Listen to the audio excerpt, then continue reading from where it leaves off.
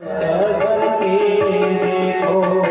महफिल में आकर के प्रीति लगा कर के देखो। इस महफिल में आकर के प्रीति लगा कर के देखो। दुख ही दुख है जीवन में, तो इसको गा कर के देखो। दुख ही दुख है जीवन में, तो देखो बन जाएंगे बिगड़े काम। श्री राम जय राम जय जय राम। बोलो श्री राम जय राम जय जय राम, जय राम जय जय राम। बोलो श्री राम जय राम जय जय राम। श्री राम जय राम जय जय राम। बोलो श्री राम जय राम जय जय राम, श्री राम जय राम जय जय राम। हम तेरे दीवाने, हमको कावा क्या और काशी क्या। हम तेरे दीवाने कावा क्या और काशी क्या। तेरी सूरत जब से देखी, देखन को अब बाकी क्या। तेरी सूरत जब से देखी, देखा तो बाकी क्या। आँखों में है चारों धाम। श्री राम जय राम जय जय राम। बोलो श्री राम जय राम जय जय राम, श्री राम जय राम जय जय राम। श्री राम जय राम जय जय राम। श्री राम जय राम जय जय राम। बोलो श्री राम जय राम जय जय राम, श्री राम जय राम जय जय राम।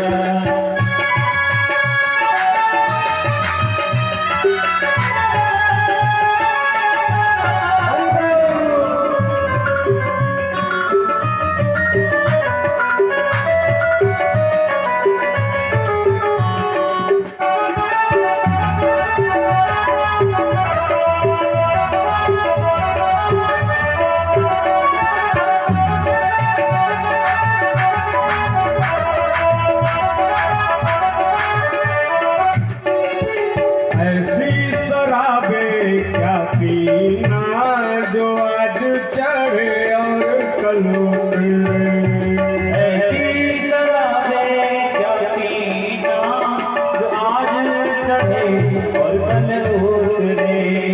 ऐसी शराबें क्या पीना, जो आज चढ़े और कल उतरे।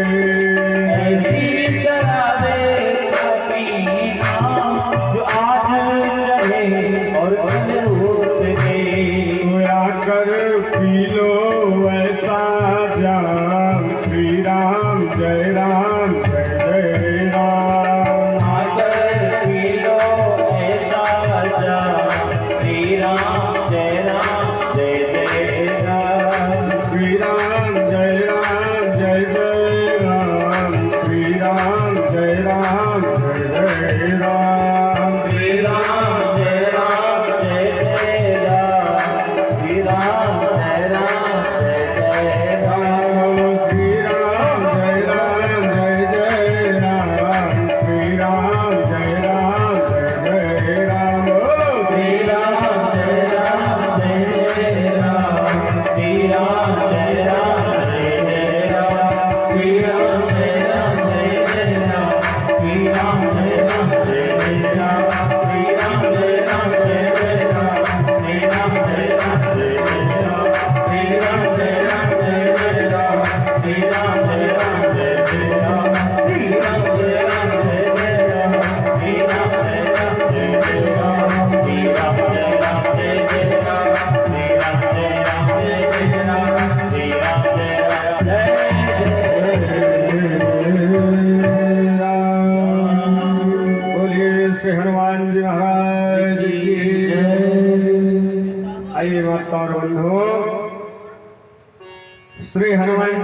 महाराज के युगस्थ छाया में आप सभी लोग आज भगवान श्री हनुमान जी महाराज की पावन कथा के द्वितीय दिवस की बेला की ओर अग्रसर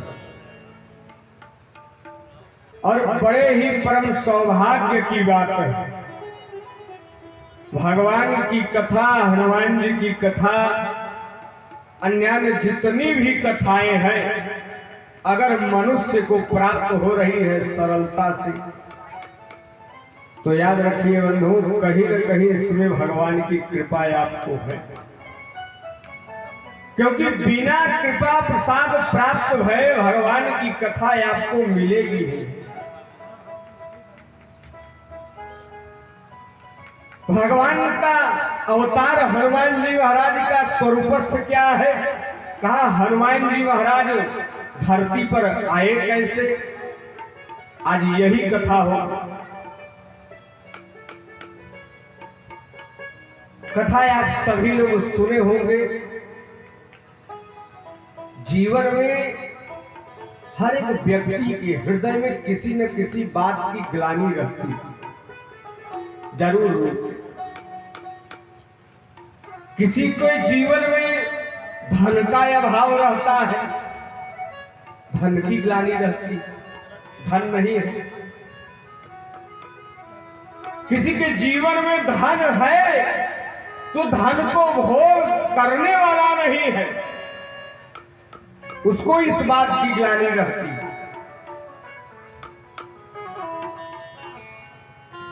लेकिन जब भगवान की कृपा रहती है ना, तो याद रखिए ग्लानि की कोई प्रेरणा ही प्रकट नहीं होती हृदय में। और आज देखिए साधारण व्यक्ति नहीं, कहा कौन है, कहे चक्रवर्ती महाराज दशरथ, अपार धन संपत्ति है, चक्रवर्ती नरेश है, जिनके धन को देखकर स्वयं कुबेर जो है, एक बार जो है उनके धन के भंडार को देखकर महाराज शर्मा जाते हैं। ऐसे है चक्रवर्ती महाराज दशरथ। और उनको आज ग्लानि हो गई। क्या ग्लानि हुई कि हमारे पास संतान है। बाबा तुलसीदास जी महाराज जी ने लिखा, बोले एक बार भूपति मन माही, एक बार भूपति मन माही, एक बार भूपति मन माही, एक बार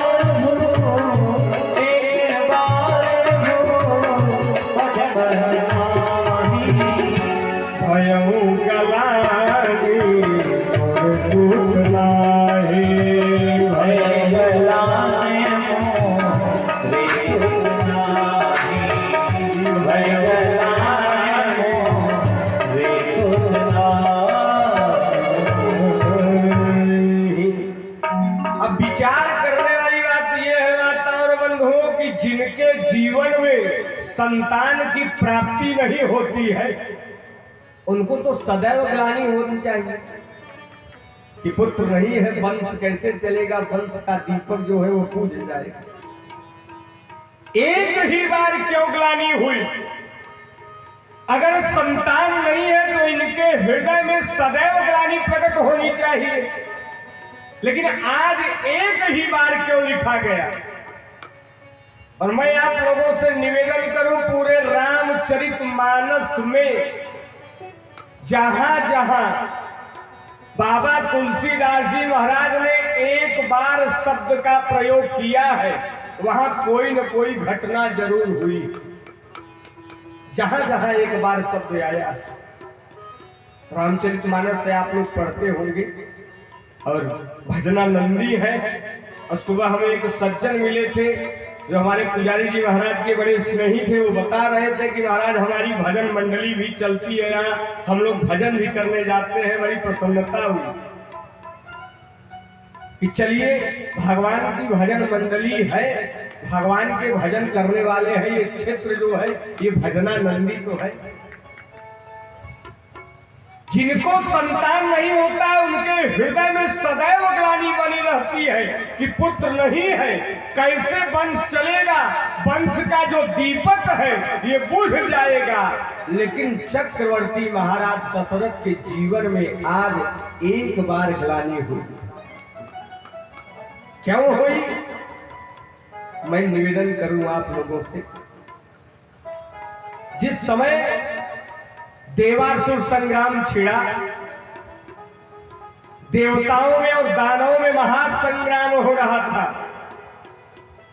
तो इस धरती पर से, इस धराधाम से, इस मृत्युलोक से युद्ध में लड़ने के लिए केवल एक ही व्यक्ति का चुनाव हुआ था।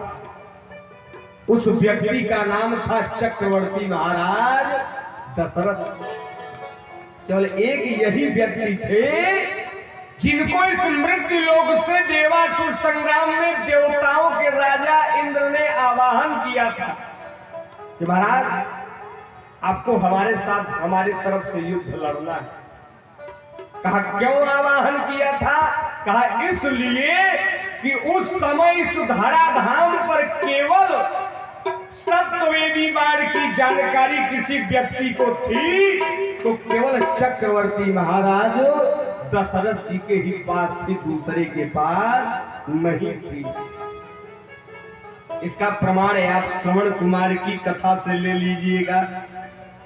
ब्राह्मण का बालक गया था तीर्थ यात्रा कराने के लिए अपने माता पिता, और प्यास लगी, रास्ते में घड़ा लेकर गया, नदी में जल भरने लगा, और जैसे ही घड़े में जल भरना शुरू हुआ घड़े से आवाज निकली, और उसी जंगल में चक्रवर्ती सम्राट महाराज दशरथ जो है शिकार करने के लिए भ्रमण कर रहे थे। उन्हें ऐसा प्रतीत हुआ कि नदी के किनारे कोई मृगा जो है जल पी रहा है, जान नहीं पाए,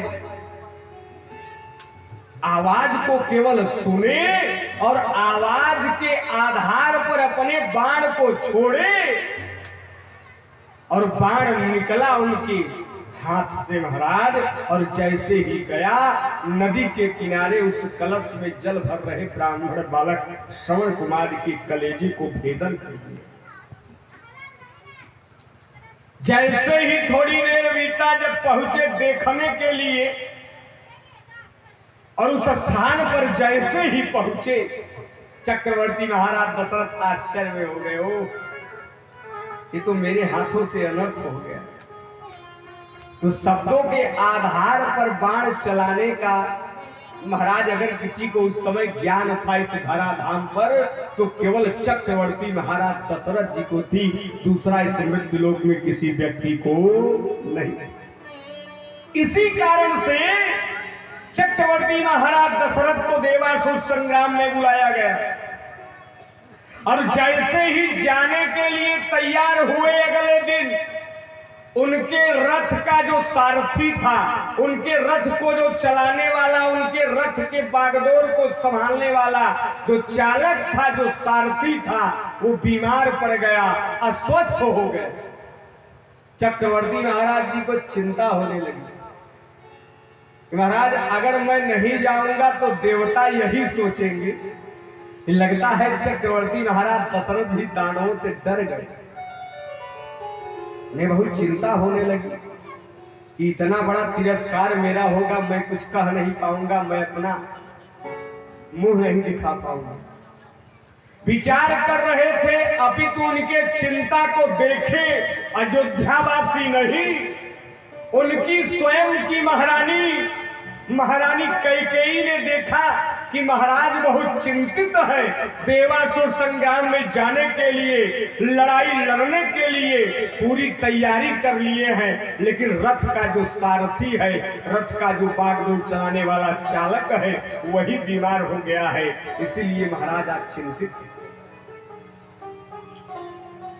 स्वयं महारानी कैकेयी महल में गई, और महाराज महल में जैसे ही पहुंची स्त्री के स्वरूप को त्याग दिया, वो एक पुरुष के पोशाक को पहन ली, धोती पहन लिया और कुर्ते को धारण कर लिया। मस्तक पर अपने जो है एक साफा बांध लिया, नकली मूछ लगा लिया और नकली दाढ़ी लगा लिया। सारी तैयारी कर देने के बाद जैसे ही चक्रवर्ती महाराज दशरथ के सामने खड़ी हुई, बोली महाराज आपके रथ का सारथी तैयार है, चलिए आपको कहां चलना है। जैसे ही चक्रवर्ती महाराज दशरथ जी ने देखा, पूछ बैठे, अभी थोड़ी देर तो पहले पता चला कि रथ का जो सारथी है वो बीमार है, आप कौन है, आप मुझे अपना परिचय तो दीजिए। महारानी ने कुछ परिचय अपना नहीं दिया बंधु, याद रखिएगा। महारानी ने केवल मुस्कुराया, और जैसे ही महारानी कैकेयी मुस्कुराई, जान गए चक्रवर्ती महाराज दशरथ कि ये तो मेरी पत्नी महारानी कैकेयी है। महारानी आप मेरे रथ के बागडोर को संभालेंगी? महारानी कैकेयी ने कहा महाराज हमारे पिता जो है कैकेयी नरेश, बाल्याकाल में हमें युद्ध की भी विद्या से पारंगत कराया था, और जरूरत पड़ने पर रथ की केवल चाबुक को नहीं, जरूरत पड़ने पर मैं आपके बगल में तलवार और धनुष बाण भी चला सकती हूँ, इतना मेरे शरीर के अंदर सामर्थ्य है। जैसे ही देखे महाराज बहुत प्रसन्न हो गए। चक्रवर्ती महाराज दशरथ जी के सारे कष्ट, सारे पीड़ा नष्ट हो गए। ओ स्वयं मेरी धर्म पत्नी मेरे रथ के बागडोर को संभालेंगे। बैठ गए रथ पर, और जैसे ही पहुंचे देवासुर संग्राम प्रारंभ हुआ। देवताओं के तरफ से महाराज भयानक युद्ध प्रारंभ हुआ। दानव और देवता आपस में लड़ने लगे, और लड़ते लड़ते एक ऐसी घटना घट गई कि चक्रवर्ती महाराज दशरथ की रथ का जो एक धुरी थी वो निकलने ही वाली थी। महारानी कैकेयी इस दृश्य को देख रही थी कि अगर रथ की धुरी निकल गई, और जैसे ही रथ की धुरी निकलेगी रथ का पहिया निकल जाएगा, और जब रथ का पहिया निकल जाएगा तो इस युद्ध के मैदान में मेरे प्राणनाथ का प्राण चला जाएगा।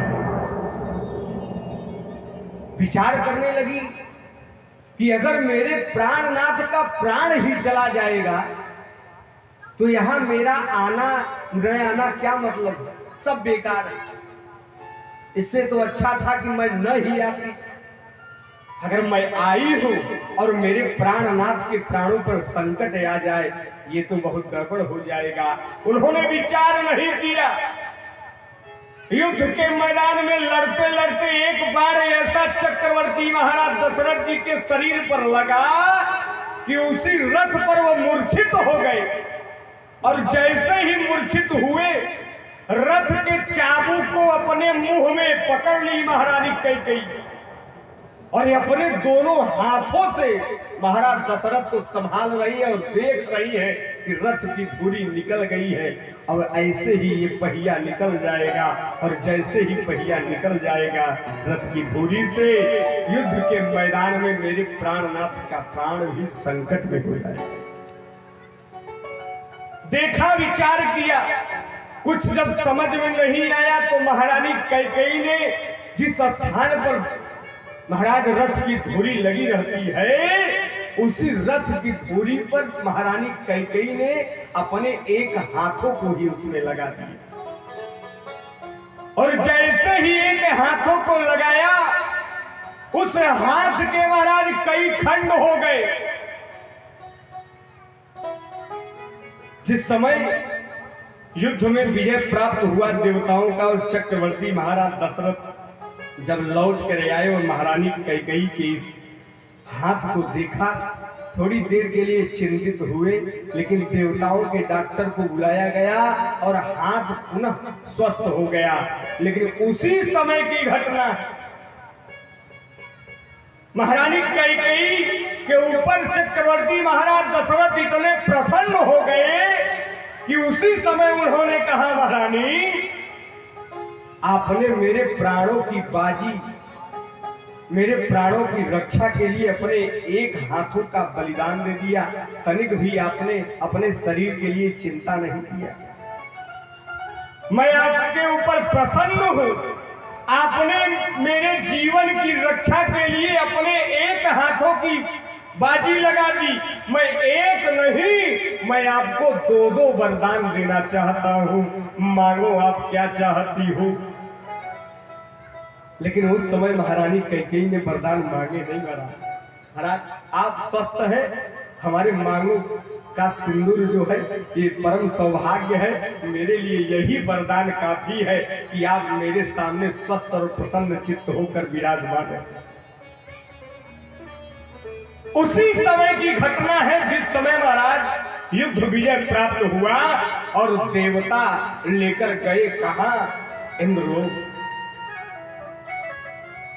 स्वर्ण के सिंहासन पर चक्रवर्ती महाराज दशरथ जी को बैठाया गया। महाराज चक्रवर्ती जी का सम्मान किया गया। महारानी कैकेयी भी विराजमान। जैसे ही सम्मान को प्राप्त किया और सम्मान को प्राप्त कर लेने के बाद भ्रमण के लिए नंदन वन में गए। जिस सोने के सिंहासन पर विराजमान थे, कौन कहा, चक्रवर्ती महाराज दशरथ। जिस सोने के सिंहासन पर जिस पर बैठे थे, उस सोने के सिंहासन को गंगा जल से धोया जाने लगा। कहा, स्वर्ग। कब? कहा जिस समय उस स्थान को त्याग कर चक्रवर्ती महाराज दशरथ नंदन वन में भ्रमण करने के लिए चले गए। उस सोने के सिंहासन को गंगा जल से धोया जा रहा है। हमारे यहां शास्त्र ये कहता है, बंधुओं याद रखिएगा कि अगर कोई मिट्टी का पात्र है और मुख से अगर एक बार स्पर्श हो गया तो उसको अपवित्र मान लिया जाता है।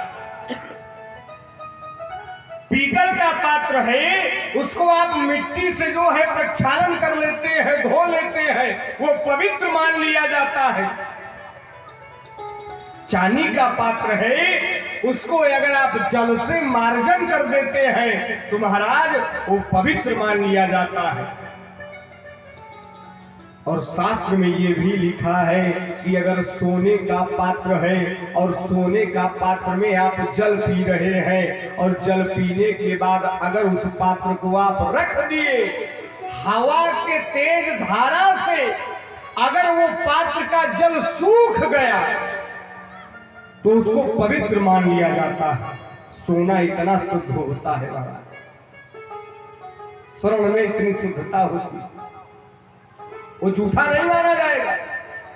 भले ही आप मुंह से लगा के रखे हैं, हवा की तेज धारा से उसका जल अगर सूख गया तो उसको पवित्र मान लिया जाएगा। आप उसको बिना धोए फिर जल उसमें पान कर सकते हैं, उसको शुद्ध ही माना जाएगा। और ये बताइए माता और बंधुओं, स्वर्ग में शुद्धि और शुद्धि की बात, स्वर्ग में भी शुद्ध होते, देवता कभी अशुद्ध होते हैं, देवी देवता कभी अशुद्ध होते हैं। ये तो मंत्र हमारे और आपके लिए बनाया गया है। पवित्र पवित्रो वा सर्वावस्थां गतो विवाह यह स्मरेत पुंडरीकाक्ष सर्वाभ्यंतरः शुचि। उनके स्मरण मात्र से, यस्य स्मरण मात्रेण जन्म संसार बंधनात्, भगवान के स्मरण मात्र से अंदर और बाहर पवित्र मन हो जाता है।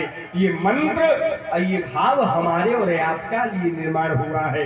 देवता तो सदैव पवित्र माने जाते हैं, देवता कभी अपवित्र नहीं होते।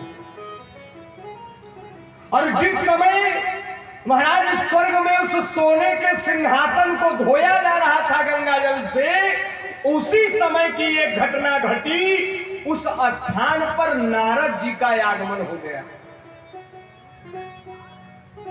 और नारद जी का काम ही क्या है? नारद जी का यही काम है। कहा क्या? कहा केवल घूम घूम कर भजन करना और भगवत चर्चा करना, भगवान की कथाओं का वर्णन करना, दुनिया वालों को यही बताना कि भैया भजन ही एक है साधन, दूसरा कुछ नहीं है। भजन करते हुए पहुंच गए श्रीमन नारायण नारायण नारायण, श्रीमन